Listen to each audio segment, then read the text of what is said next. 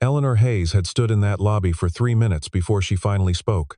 She told Adrian Brooks her father wanted to meet him. Not as a maintenance man. Not as the one who had quietly saved her project and never once asked for credit. As the man she trusted most. Adrian looked at her for a long time. He didn't smile. He didn't look away. Then, very quietly, he said he had already met Walter Hayes. And that day had cost him everything he had ever loved. He looked at her. He said nothing more. Can love survive when the woman he loves turns out to be the daughter of the man who took everything from him? The lobby of Harrington Tower was nearly empty now, the last of the evening staff gone. The chandeliers dimmed to their overnight setting. Eleanor's reflection caught faint, and still in the polished floor. She had not moved since the service corridor door closed behind him. She had not expected that. She had prepared for a dozen versions of this conversation. The polite deflection, the flicker of interest he would try to hide, the careful negotiation of two people who had been circling something real for weeks and had finally decided to stop pretending. She had not prepared for a man who looked at her with complete steadiness and told her that the first time he had met her father, it had broken his life. There was no anger in his voice. That was the part she could not stop turning over in the minutes she stood alone in that lobby. No rehearsed grievance. No bid for sympathy. Just the flat, load-bearing weight of a fact he had been carrying for a long time, finally set down in the one room where it could not be ignored. Eleanor had not known. That certainty sat in her chest with a specific, uncomfortable weight, the weight of realizing that an entire history had existed beneath what she thought she knew, and that it had been there all along. She stayed until her legs remembered how to move. Then she walked out through the glass doors into the cold air, and the question Adrian had left her with pressed against the inside of her ribs the whole drive home. When had he met her father? What had Walter Hayes done? Why had Adrian never said a word? And what, exactly, had she been walking them both toward without knowing any of it? The apartment on Calder Street was 740 square feet, and Adrian had made it work the way he made most things work, through precision and the complete refusal to treat any problem as larger than it was. Sophie had started kindergarten the fall after he moved in. He had packed her backpack the night before and sat at the kitchen table at 11 in the evening checking it twice. His mornings ran on a schedule tight enough that he sometimes thought of it as engineering. Up at 5:45, Sophie's lunch packed never peanut butter, always something with protein she would actually eat. By 7:15, he had walked her to the corner of Dunmore Avenue and watched her disappear into the flow of other small people in backpacks. He did his job the way he had always done everything, completely, without shortcuts, with the particular attentiveness of someone who understood that in buildings, as in life, the failures that mattered most were the ones you almost missed. After hours, when Sophie was asleep, he worked at a small desk doing structural calculations for a residential firm that contracted him by the project. The work kept his mind honest, and added enough to his income that Sophie's school clothes were not a calculation. He did not date. It was not a rule so much as a condition he had arrived at. After Megan, after everything that followed, the emotional architecture required to let someone in was something he could not sustain while also being the only person Sophie depended on. He had put that part of himself in a room and not opened the door. In his wallet, he kept a photograph taken outside Mercy General on a Saturday morning in October, 10 years ago. Megan was laughing at something off camera. He was looking at her. On the back, in his own handwriting, was a date. He did not take it out often. He had never thrown it away. Eleanor Hayes had understood from the time she was 12 years old that being Walter Hayes's daughter was not a simple thing. It carried weight that operated like a fine fabric, beautiful at a distance, abrading at contact. She had learned to carry it well. She had taken the directorship of Hayes Urban Group's new commercial development branch 2 years ago, after finishing a graduate degree in urban planning and spending 3 years at an independent firm, a deliberate choice her father had accepted, but not endorsed. He had wanted her inside from the start. She had wanted to know who she was without the family name visible from every angle. She was not naive about men. She had been engaged briefly to someone her father had approved of with unusual enthusiasm, which should have told her something. The engagement had ended when she found a text on his phone at a party, not a shocking text, just a confirming one. She had returned the ring in a box without annotation and moved on. The Midtown Meridian project had been 6 months into its approval process when she found Adrian's note slipped under her office door. It was 11 lines long, written in a clear, compact hand. It described the variance in the load distribution, identified the connection point, cited the relevant building code section, and concluded, "I am flagging this in writing because verbal concerns in construction environments are frequently forgotten. Please route to your structural team at your earliest opportunity." It had no name on it. She had found out from the building manager who had slipped it under the door. She had routed it to her structural team, who confirmed the issue within 48 hours and avoided what would have been a significant public failure. She went to thank him in person the following Tuesday. He said, pleasantly, that he was glad it had been useful. The thing that had stayed with her was not that he had saved her project. It was that he had done it, and then walked away. No follow-up, no positioning, no use of it. In the world Eleanor moved through, that kind of disinterest in leverage was so rare it read almost like a foreign language. That was the beginning of her paying attention. 10 years ago, Adrian Brooks had been a different kind of man, only in circumstances, not in character. He had been 24 years old, 18 months into a position as a junior structural engineer at Hayes Urban Group, and already known internally as someone who asked inconvenient questions about load tolerances and material substitutions.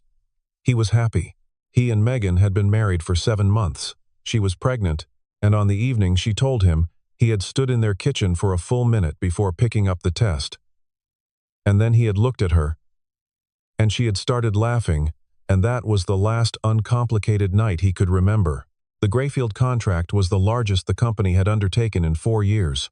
Somewhere in the late planning stages, a cost reduction decision had been made, a substitution of the primary bearing connectors in the upper floors with a lighter grade equivalent that technically met a certain threshold but, when Adrian ran his own analysis, created a risk margin he was not comfortable with under the building's intended load conditions.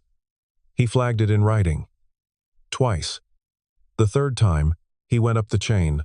The meeting that followed included Walter Hayes. Adrian presented his analysis. The numbers were not ambiguous. Walter listened, asked 2 questions, and then said, with the patience of a man who had been deciding things for a long time, the project was on a schedule that could not accommodate a review of decisions already made at the senior level. What was needed was for Adrian to countersign the materials verification form that afternoon. Adrian said he could not sign it. The room went quiet the way rooms do when someone has said the thing that everyone understood could not be unsaid. The phone call came while he was still sitting there. It was Megan. Her voice was constrained in the way he recognized as keeping herself steady. She was at Street Ambrose. They needed him. The OB had found something on the scan and wanted to address it now. And she needed him. He asked to be excused. He was told the meeting was not concluded, that the materials form still needed to be resolved, that his presence was required. Adrian put his pen on the table, looked at the project lead, and said, "My wife is in the hospital. I'm leaving now." He was terminated 4 days later for breach of professional conduct. No severance, no continuation of benefits past the end of the month. The complication Megan had been hospitalized for was manageable under normal conditions.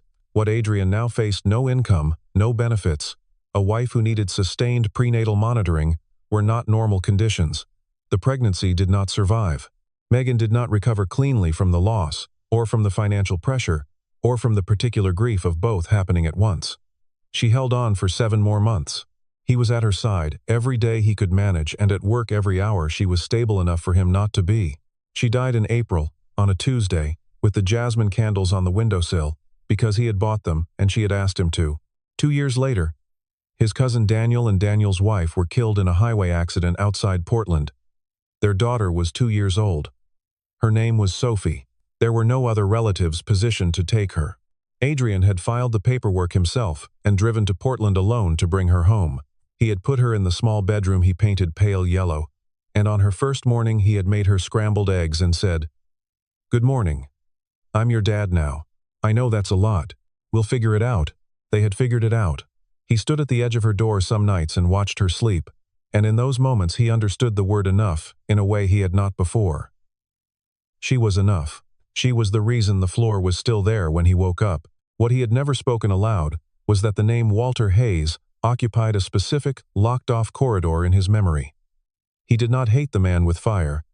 He was too tired for fire, but he knew, with the cold certainty of an engineer, that a decision made in that conference room had transferred the weight of a company's schedule onto the bones of his family. He had calculated that weight many times. The answer was always the same. The first time Eleanor met Sophie was an accident. She stopped by Harrington Tower on a Wednesday to drop off revised site drawings, and found Adrian at the reception desk with a small girl in a plaid school dress who regarded Eleanor with the frank appraisal particular to 7-year-olds. Eleanor crouched to the girl's level immediately the way people do when they mean it and said hello. Sophie said hello back, then asked whether Eleanor was the lady who worked in the tall glass building that her dad talked about on the phone sometimes. Adrian had said, very quietly, "Sophie?" Sophie had seemed to understand, and returned to her book. But Eleanor had caught the half-second before Adrian's expression rearranged itself. And she had caught what it meant. After that, things move the way they move when neither person is willing to name what is happening but both are making room for it. Eleanor started arriving at site walkthroughs that didn't strictly require her presence. She learned that Sophie was in 2nd grade, and had recently decided she wanted to be a marine biologist, which Adrian was taking seriously, and had taken her to the Natural History Museum twice for. She brought soup to the building one afternoon when the school had called Adrian to collect Sophie for a fever. She sat with Sophie on the lobby couch, reading aloud from a library book about deep-sea creatures in different voices for the anglerfish and the giant squid. Sophie fell asleep against her shoulder. One evening at a small Italian place, Sophie ate most of her pasta, and then asked, with the directness of a child who has not yet learned to wrap questions in politeness, "Do you like my dad?" Eleanor glanced at Adrian. He looked at his water glass. "I think your dad is one of the best people I've met," Eleanor said. Sophie found this satisfactory and returned to her pasta. That night, walking home, Eleanor thought about her father. Walter had asked about Adrian twice, methodically, the way Walter asked about things he was filing for later use. She had read it as approval. She told herself it was a good sign. She told herself that her father, however difficult, would recognize what was real when he saw it. And so she had walked back into that lobby the following evening with her gathered courage, and told Adrian her father wanted to meet him. And Adrian had told her that the day he met Walter Hayes, her father had destroyed his family. She asked him to say it again, which was not because she had misheard. It was because she needed the room to exist twice before she could process it. Adrian said it again, in the same tone, not heated, not soft, flat and factual, as a load-bearing specification. "I know your father," he said. "I worked for his company. I know exactly who he is, and what kind of decisions he makes, and what he's willing to sacrifice to make them, and I need you to understand that I'm not saying this to hurt you. I'm saying it because when you asked me about meeting him, I couldn't stand there and pretend I had nothing in my chest about it." Eleanor asked the question she already feared the answer to. Why had he never told her? "Because I didn't go near you because of that," he said. "I stayed back from you for the same reason. I tried to keep this professional from the beginning." She stood there absorbing this. He was telling her that he had known, all along, who she was, that he had kept careful distance, not out of disinterest but out of something that looked, when she turned it over, like a kind of protection of himself, of Sophie, possibly of her. That was the thing that broke through her defenses more than any of the rest of it. He had saved her project. He had been nothing but correct toward her, and the entire time, he had been carrying this, alone, without using it. She went home and sat down at her kitchen table, and spent 40 minutes on the phone with her father's former executive assistant, a woman named Ruth, who had been with Hayes Urban Group for 15 years, and who retired 3 years ago. Ruth remembered the Grayfield project. She remembered the meeting. She remembered the name Adrian Brooks. She had the careful, slightly distant tone of someone who had thought about this more than once over the years, and was not entirely comfortable with where those thoughts had landed. After that call, Eleanor opened the company's archived HR database, which she had access to as a senior director. It took her an hour and 2 phone calls to piece together what she needed, but it pieced together.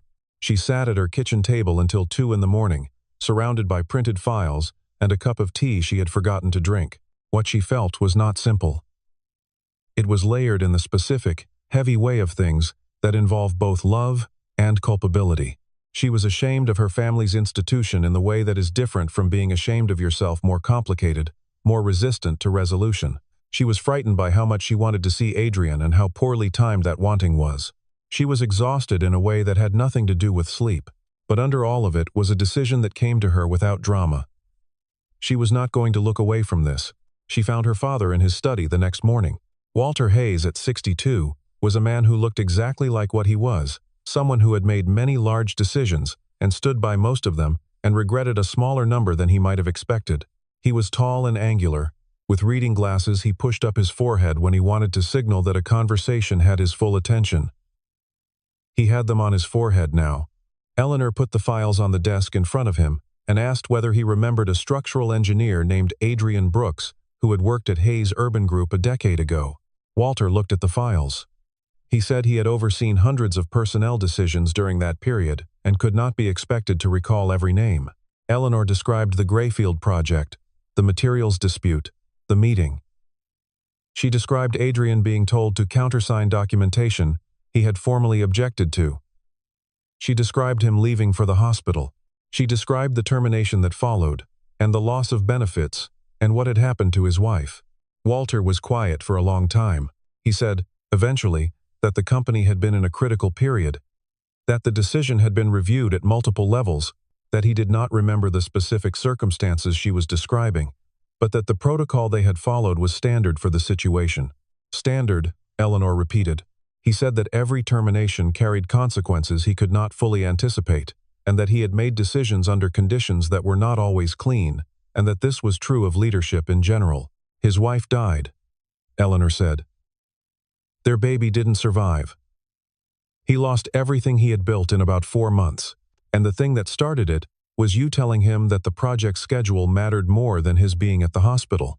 Walter removed his glasses from his forehead and set them on the desk. Eleanor kept going.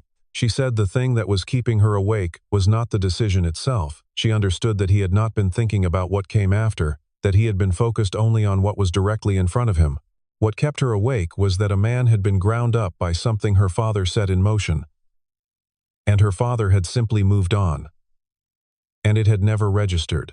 10 years of quarterly reports and ribbon cuttings and the company growing exactly the way it was supposed to grow, and somewhere in the city a man was working maintenance shifts and raising a daughter alone and carrying a photograph of his dead wife, and none of that had been a data point on any spreadsheet Walter looked at. Walter said, "You love this man." It was not a question. He said it in the voice of someone arriving at a fact through analysis rather than feeling. Eleanor didn't answer right away. Her eyes filled. She did not turn away from him.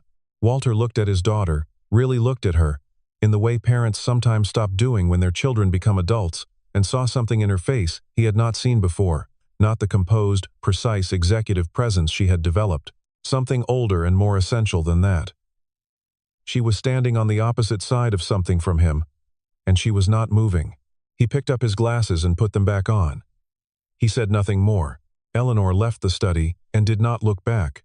Sophie sensed it the way she sensed most things, through the texture of the air, rather than anything she could have named. Her father had been quieter for 3 days.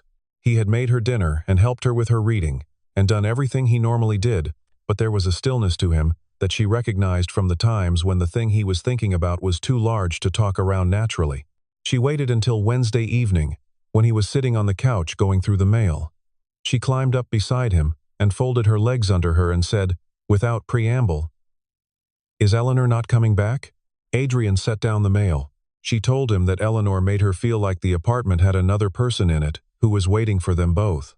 Like when they came home, there would be a light on inside that wasn't there before. She had not had that feeling since she was very small, she said. And she could not exactly remember it.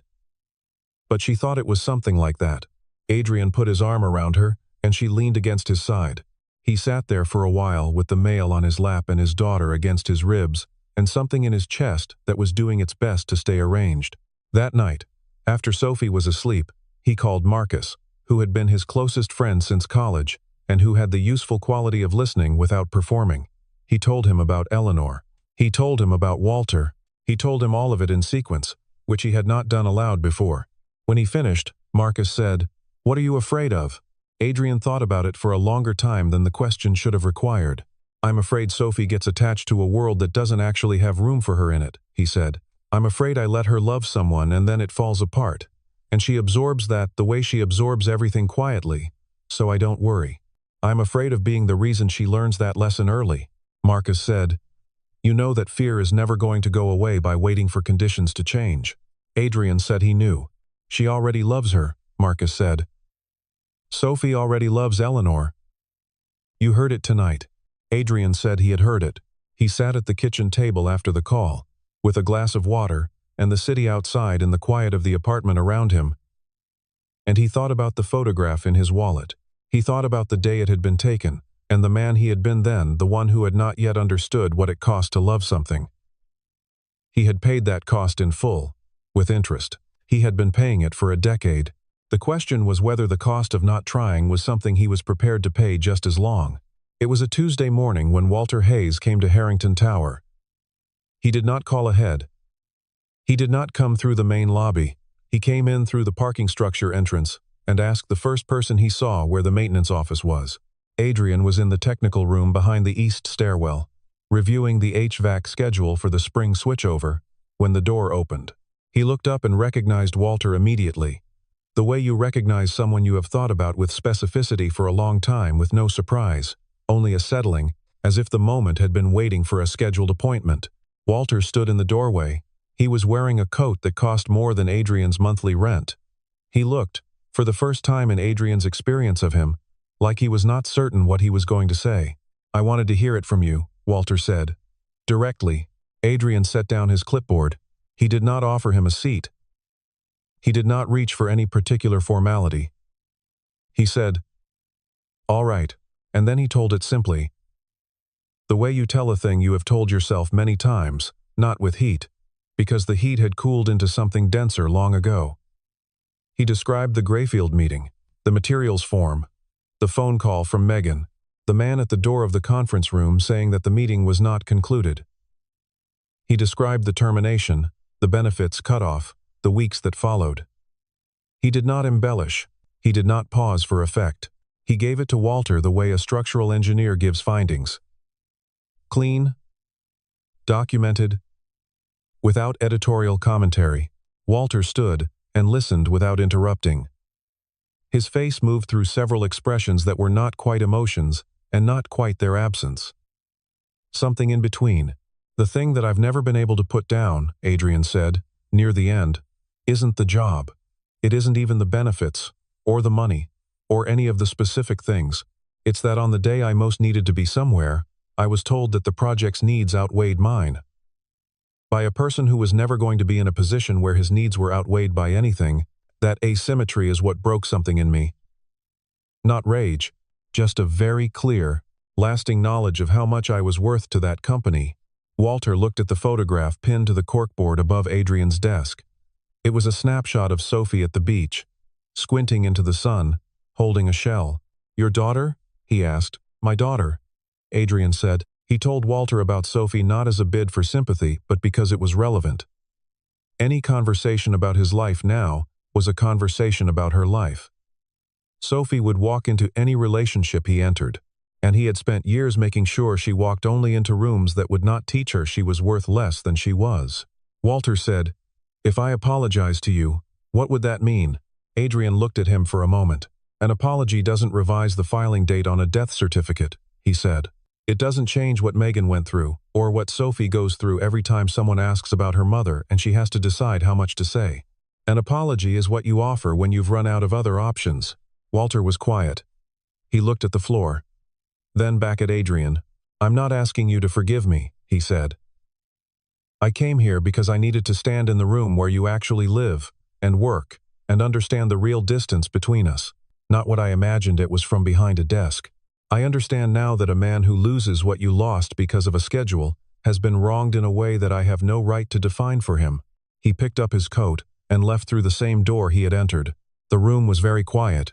Adrian stood at his desk and looked at the photograph of Sophie squinting at the sun, holding her shell, and thought about the particular weight of a man who had stood somewhere he was not powerful and stayed anyway. Eleanor did not wait to hear from Adrian. She had made herself a promise on the drive home from her father's house that she would not manage the situation by waiting for him to lead her through it. That was not who she was, and it was not, she suspected, the kind of woman he needed her to be. She went to the company's legal team and asked them to conduct a full audit of personnel terminations from the Grayfield project period. She sat in those meetings herself and made clear that what she was looking for were cases where individuals had been let go under conditions that did not meet the company's own stated standards, particularly cases involving loss of benefits at critical personal moments. There were 4 such cases. Hers was the most significant. She proposed a reparations structure to the board. She did not call it that in the presentation, because language was strategic, but that was what it was. A fund for retroactive support to affected former employees and their families, paired with a formal acknowledgement in the company's institutional record that the practices of that period had not met acceptable standards. The board pushed back. She held the line. 3 sessions later, it passed. She was not under any illusion that this undid anything. You cannot retroactively fund a pregnancy that did not survive, or reverse the grief of a woman who died in April with jasmine candles on the windowsill. You cannot return 10 years. She did not pretend to believe that writing checks and updating institutional records was the same thing as justice, but it was the difference between an organization that acknowledged what it had done and one that simply waited for the people it had harmed to die, or move away or stop talking about it. When it was done, she drove to Harrington Tower on a Friday afternoon and asked for Adrian through the front desk.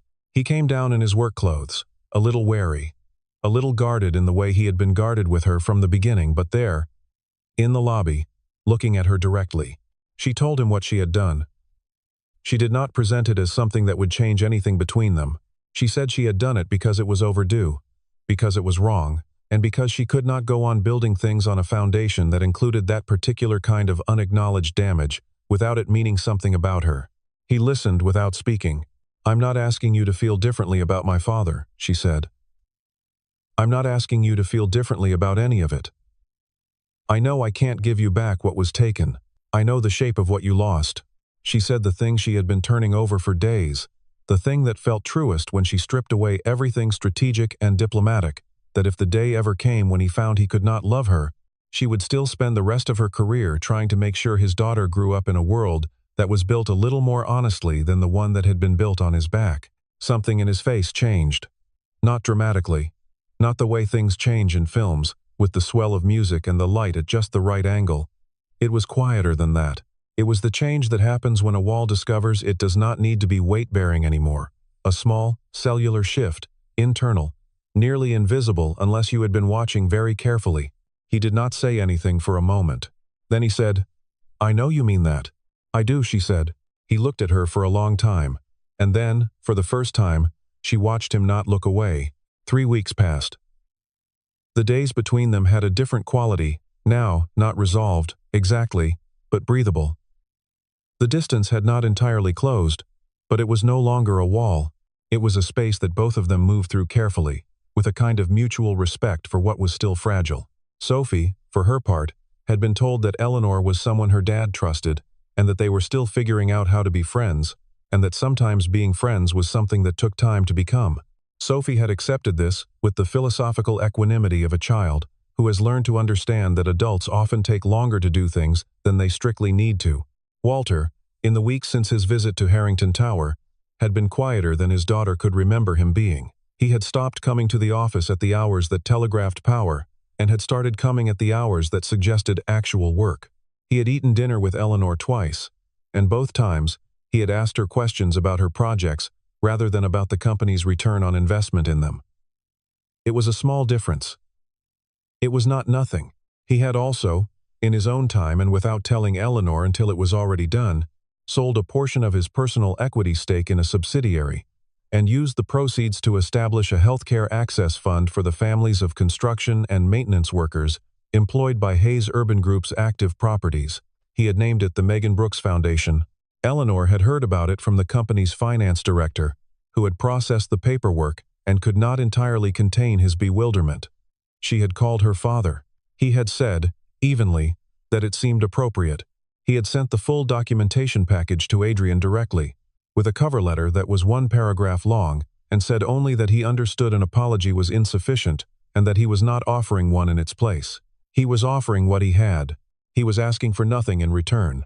On a Saturday afternoon in late September, Eleanor took Sophie to the park on the east side of the city, where the open field was wide enough for kite flying, and the hot dog cart near the south entrance had been there since before either of them was born. The kite was yellow and shaped like a fish. Sophie had picked it out. It was terrible aerodynamically, and Eleanor had repaired the tail twice in the parking lot before they got it airborne. They had been there about an hour when Adrian arrived. He had come from a half-day shift, still in his jacket, hands in his pockets, walking across the field toward them in the particular way he walked, unhurried but very deliberate, like someone who has thought through exactly where they are going. Sophie spotted him first and ran. He caught her, swung her once, set her down, and took the kite string she thrust into his hands with the focused authority of a child, delegating critical responsibilities. Eleanor watched him from a few yards away. The afternoon light was at that low golden angle. He was laughing at something Sophie had said. She could not hear the words over the wind. He walked toward her after a few minutes, Sophie having retaken full operational control of the kite. He stood beside Eleanor and looked out at the field. "She told me Walter sent a handwritten letter," he said. "A few days ago." "I heard that too," Eleanor said. "I read it." He was quiet for a moment. He didn't ask for forgiveness. He said he wanted to do something right, if I would allow it. That's the word he used. Allow. Eleanor said nothing.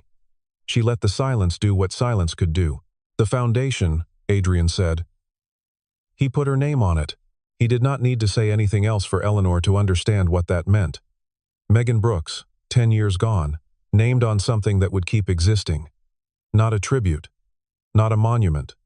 A mechanism, something that moved in the world. He stood there for a long time. Sophie called out something from across the field, and he raised a hand in acknowledgement. "I don't know if I can forgive him completely," he said. "I want to be honest with you about that.